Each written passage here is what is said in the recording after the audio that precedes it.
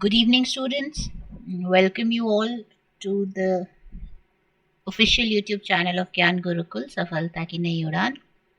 तो आपका जो 2.0 current affairs and static GK की सीरीज है, आज ये उसका नेक्स्ट लेक्चर है। आज स्टैटिक का डे है, तो आज हम पढ़ेंगे रामसर कन्वेंशन ऑन वेटलैंड्स। तो रामसर कन्वेंशन की अगर बात की जाए, एक ग्लोबल अग्रीमेंट है जो वेटलैंड्स के कंजर्वेशन से डील करता है, साथ ही साथ उन में सस्टेनेबल यूज प्रमोट करने के लिए डील करता है। तो एक वाइड वैरायटी ऑफ वेटलैंड्स जो है इसमें, इकोसिस्टम्स जो है इसमें कवर किए जाते हैं। लेक्स, मार्शेस, कोस्टल एरियाज, आपके रिवर बैंक्स या रिवराइन प्लेन्स, आपका कोरल रीफ्स, आपका कोई भी ऐसा एरिया जहाँ पर आपका एक इंटरफेस रहता है लैंड और वाटर का, उसे जो है वेटलैंड बोला जाता है। तो कहीं पर भी वहाँ पे आपको अगर लैंड और वाटर की बाउंड्री देखने को मिलेगी तो उसे जो है हम हमेशा वेटलैंड कहेंगे, और ये कन्वेंशन जो है उन वेटलैंड्स के साथ डील करती है। 1971 में जो है it came into being in the city of Ramsar, Iran, और 1975 में इट केम इनटू फोर्स। ठीक है, तो इस सिटी के नाम से ही इसका नाम रामसर कन्वेंशन पड़ा। एज ऑफ 2024 172 मेंबर कंट्रीज है, और वाइड रेंज ऑफ वेटलैंड्स जो है वो ये कवर करती है। Lakes, rivers, even man made habitats like rice paddies, ठीक है, इसको भी कवर करती है। तो इट इज़ नॉट नेसेसरी कि आपका जो वेटलैंड है वो आपका नेचुरल वेटलैंड होना चाहिए, वो एक मैनमेड वेटलैंड भी हो सकता है। एक आर्टिफिशियल लेक हो सकती है, कोई टैंक हो सकता है, कोई राइस फील्ड्स आपके जैसे राइस पैडीज है, वहाँ पर अगर आप की बायोडाइवर्सिटी ज़्यादा है तो उसको भी डेजिग्नेट किया जा सकता है एज अ रामसर वेटलैंड। तो अगर बात की जाए ग्लोबल रीच, 255 मिलियन हेक्टेयर से ज़्यादा एरिया कवर करती हुई ऑलमोस्ट 2500 साइट्स हैं। लार्जेस्ट रामसर साइट जो है वो डेमोक्रेटिक रिपब्लिक ऑफ कॉन्गो में है, और स्मॉलेस्ट जो है अर्जेंटीना में है। आप मुझे बताओगे इसका क्या नाम है और इसका क्या नाम है। What is the name of these two sites. अब सब कुछ स्पून फीडिंग तो नहीं करूंगी, so you will tell me that. Recent additions की बात की जाए तो 2024 में अमेरिका में और एशिया में ऑलमोस्ट 400,000 हेक्टेयर्स की जो साइट्स है वो ऐड की गई हैं एरिया वाइज। तो एशिया में इंडिया की कुछ साइट्स हम कवर करेंगे डिटेल में, अदरवाइज तो ये 2500 साइट्स याद रखना आपके लिए भी पॉसिबल नहीं है। गवर्नेंस और चैलेंजेस क्या हैं? बेसिकली सेक्रेटरीट इसका जो है स्विट्जरलैंड में बेस्ड है, जबकि parties all over the world हैं। फंडिंग के इश्यूज इसको देखने को मिलते हैं। वेटलैंड्स की अगर बात की जाए तो क्लाइमेट चेंज और ह्यूमन एक्टिविटीज की वजह से ऑलमोस्ट 35% जो है 35% वर्ल्ड के wetlands they have been lost since 1970, और बायोडाइवर्सिटी भी डिक्लाइन कर रही है ड्यू टू एंथ्रोपोजेनिक फैक्टर्स। तो जिस वजह से वेटलैंड की जो डिग्रेडेशन है वो देखने को मिल रही है। कुछ की वेटलैंड्स, मतलब जैसे आइडिया हो जाए कि वेटलैंड्स होते क्या है। सुंदरबंस का नाम आपने सुना होगा। अभी हम जब पिछली बार यूनेस्को वर्ल्ड हेरिटेज साइट्स पढ़ रहे थे तो वहाँ पे भी हमने सुंदरबंस पढ़ा था, that Indian part of the Sundarbans is a world heritage site and the Bangladeshi part of the Sundarbans is another world heritage site.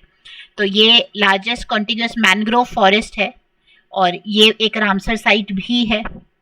Okavango delta Botswana में, अफ्रीका का one of the most biodiverse areas है, ये भी एक रामसर साइट है।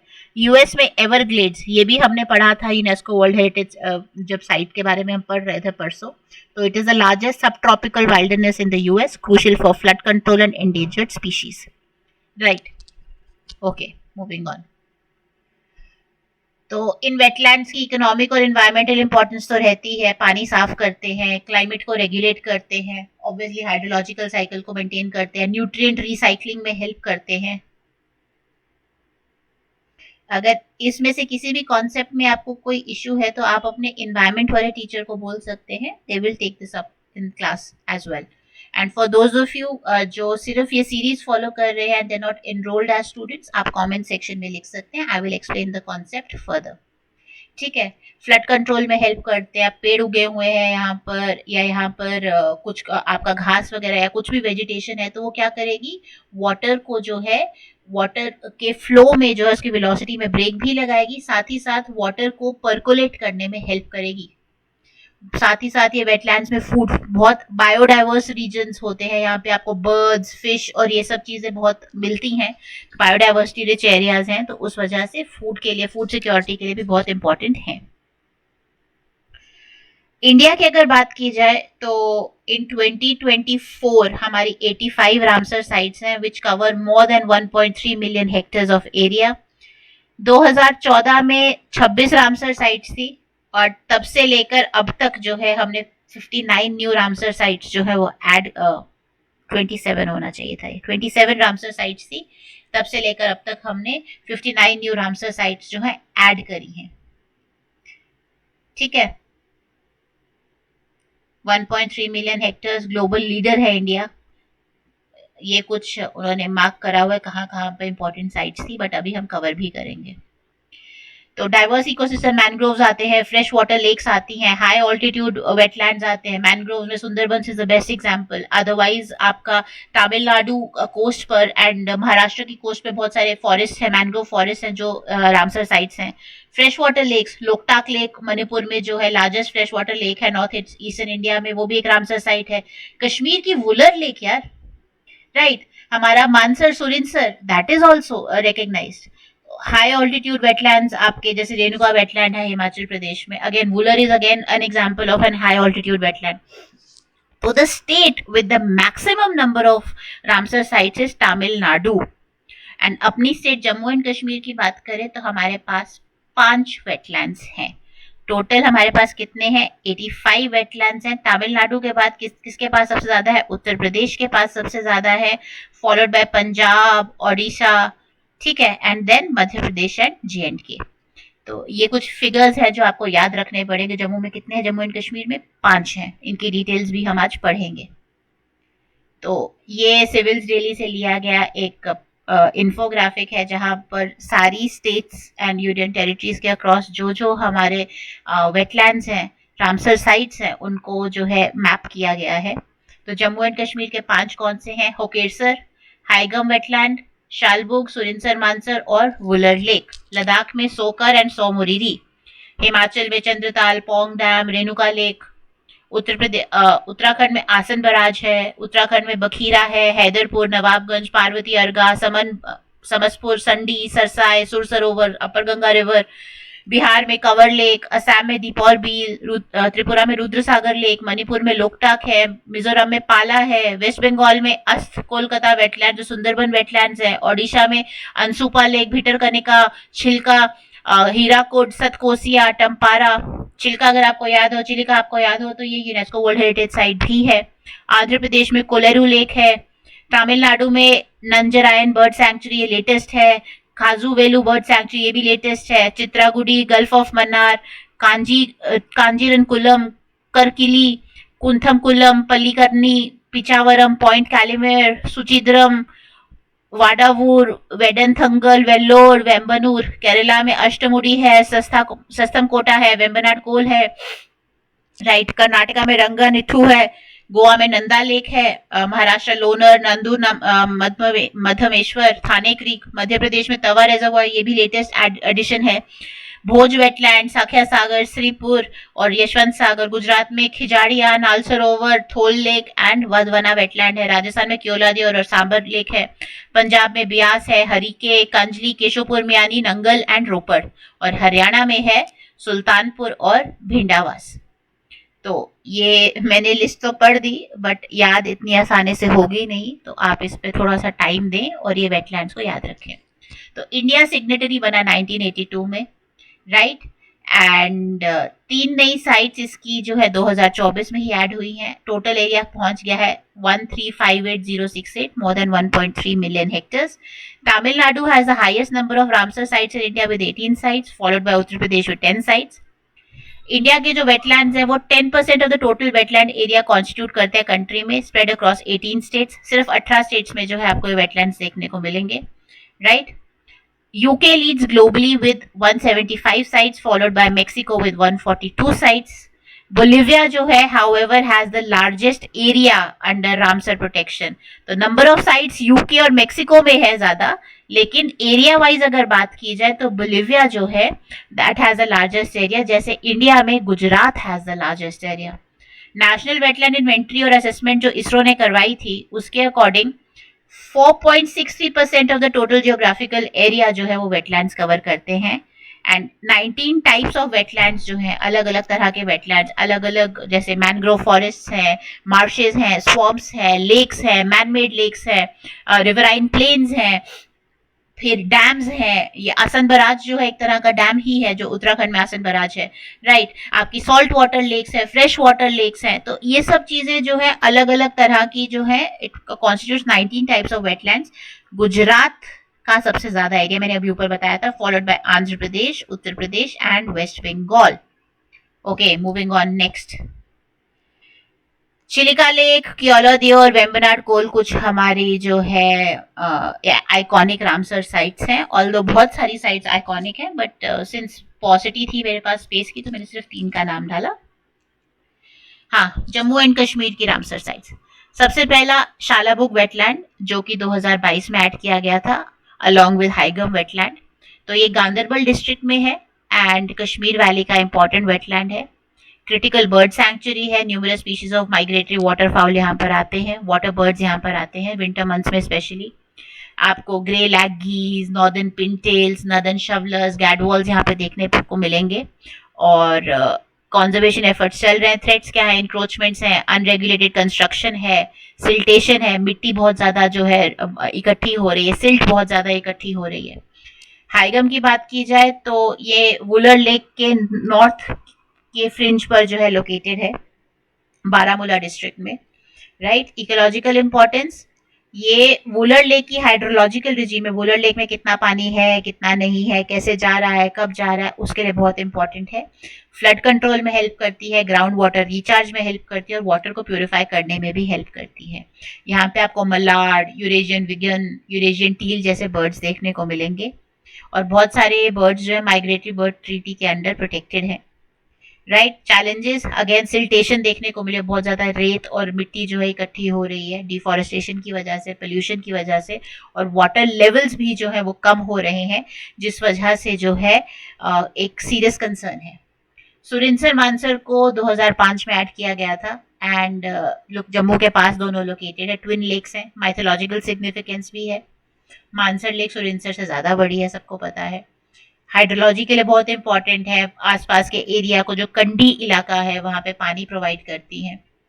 Biodiversity की बात की तो बहुत सारे फिश, रेप्टाइल्स, एम्फीबियंस और बर्ड्स हमें देखने को मिलते हैं। In fact it is a nesting site for the rare black necked stork. Black necked stork एक तरह का बर्ड है, तो वो उसके लिए नेस्टिंग साइट है। सोशियो कल्चरल इंपॉर्टेंस बोले तो बहुत सारे लोग होते हैं जिनके मेल वगैरह यहाँ पर किए जाते हैं, पिलग्रिमेज डेस्टिनेशन है, रिलीजियस इंपॉर्टेंस है कुछ कम्युनिटीज की, तो यहाँ पर जो है वो इनका वो चलता है। कुछ लोग कहते हैं मुंडन जाकर मानसर पर ही करेंगे, मानसर जा रहे हैं मुंडन करने के लिए, तो रिलीजियस सिग्निफिकेंस भी है, राइट। होकेरसर की बात की जाए, श्रीनगर से 10 किलोमीटर की दूरी पर है। इन्वायरमेंटल इकोलॉजिकल सिग्निफिकेंस दोनों है। नेचुरल फ्लड बेसिन है, यानी झेलम से जो भी एक्स्ट्रा पानी निकल रहा है वो इस होकेरसर वेटलैंड में जाकर ही इकट्ठा होता है हैवी रेनफॉल के बाद, तो वाटर प्यूरिफिकेशन का बहुत इंपॉर्टेंट रोल है, साथ ही साथ ग्राउंड वाटर रिचार्ज का भी, फ्लड कंट्रोल का तो है ही है। बहुत सारे माइग्रेटरी बर्ड्स आते हैं, पोचार्ड्स आते हैं, टफ्टेड डक्स आती हैं, मेलार्ड्स आते हैं, कॉमन टील्स आती हैं। थ्रेट्स क्या है? अर्बनाइजेशन बढ़ रही है, श्रीनगर अगर आपको पता हो एक्सपैंड कर रहा है, शहर बढ़ रहा है और बढ़ने के साथ साथ इन वेटलैंड्स को इंक्रोच किया जा रहा है। एग्रीकल्चर फील्ड से बहुत ज्यादा रन ऑफ आ रहा है, उसमें पेस्टिसाइड होता है, केमिकल्स होते हैं जो इस वेटलैंड की हेल्थ के लिए अच्छे नहीं है, और बहुत सारी इंक्रोचमेंट्स हो रही हैं। तो मोस्ट सिग्निफिकेंट बर्ड हैबिटेट्स हैं, लेकिन again it is recognised as a wetland of international importance under the Ramsar convention. और लास्ट में आता है वुलर लेक, जो कि बांदीपुरा डिस्ट्रिक्ट में है, पीर पंजाल माउंटेन्स की बेस पर है, लार्जेस्ट फ्रेश वाटर लेक्स हैं एशिया में, and it covers an area of around 189 square kilometres. Jhelum river इस लेक में आके जो है गिरता है और फ्लड्स जो है कश्मीर वैली में कंट्रोल करने का बहुत इंपॉर्टेंट रोल प्ले करती है। राइट, वाटर रिजीम कंट्रोल करती है झेलम की and contributes regions groundwater recharge. Biodiversity भी बहुत ज़्यादा है देखने को, कश्मीर फ्लाई कैचर है, हेरॉन्स है, एग्रिट्स हैं यहाँ पर आपको देखने को मिलेंगी। सोर्स ऑफ लाइवलीहुड है बहुत लोगों के लिए। 1990 में रामसर साइट इसको बनाया गया था एंड कॉन्जर्वेशन प्रोजेक्ट्स जो है यहाँ पे जोरों शोरों से चल रहे हैं। थ्रेट्स अगेन सेम ही थ्रेट्स हैं जैसे बाकी वेटलैंड्स को है। ये जो टेबल आपको यहाँ दिख रहा है, ये टेबल दिखाता है रिसेंटली एडेड जो रामसर साइट्स हैं। ये 3 जो है ये जनवरी 2024 में ऐड की गई हैं। तवा रिजर्वायर जो कि मध्य प्रदेश में है, Nanjarayan bird sanctuary and Kazhuveli bird sanctuary जो तमिलनाडु में है।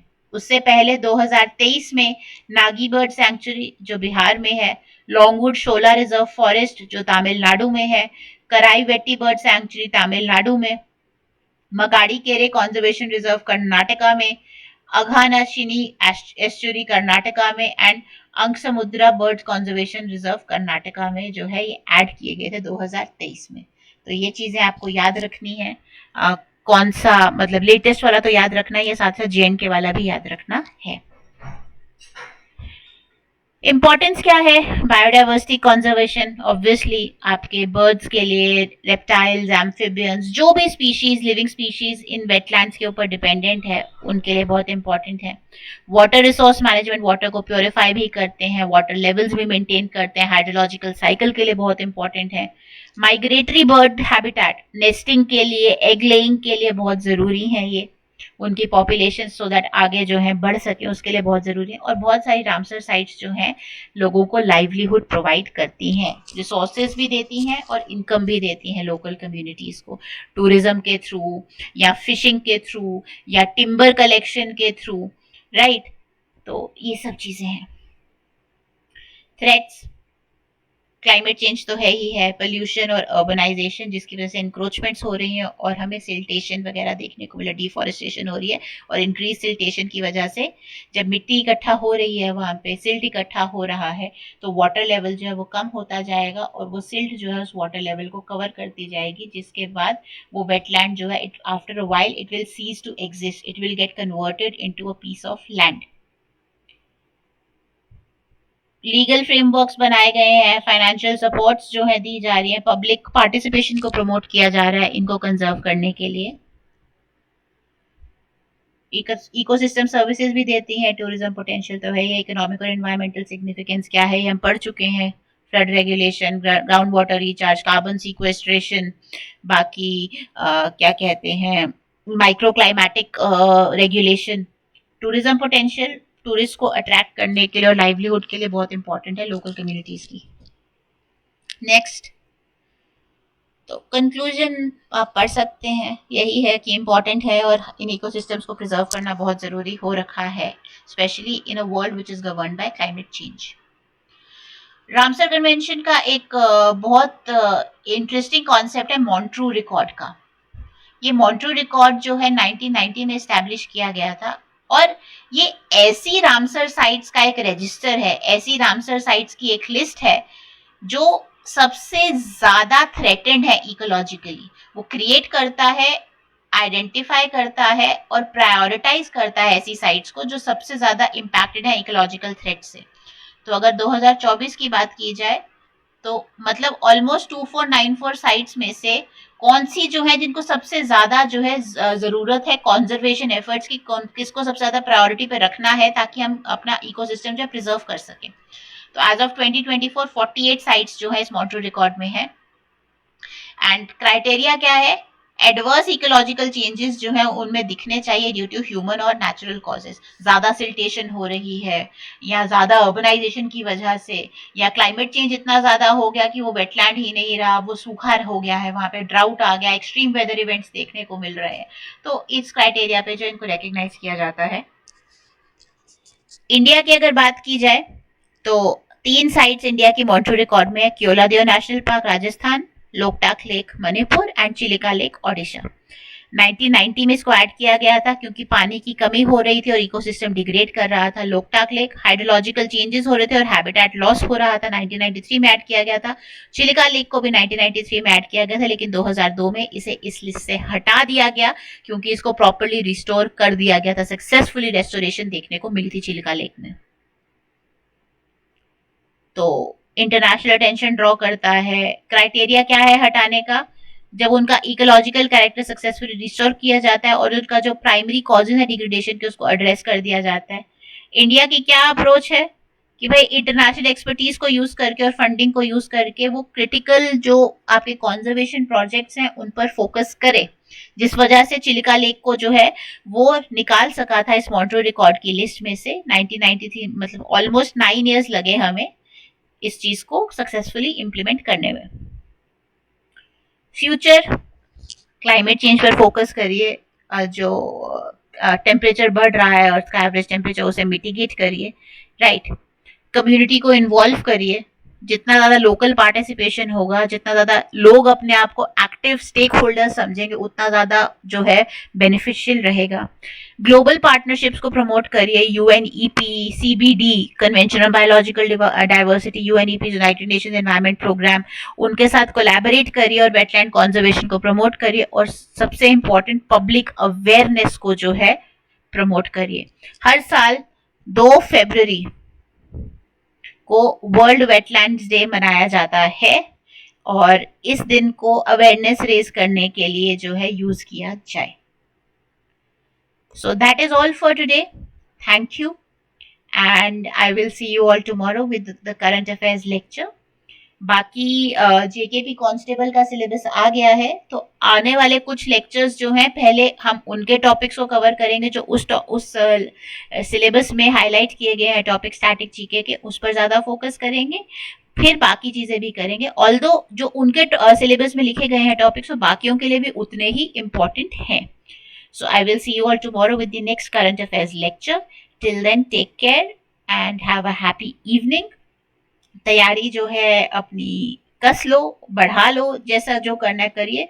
वीडियो पसंद आया होगा तो do like, do share, do comment and do not forget to subscribe to the channel. Please spread the word.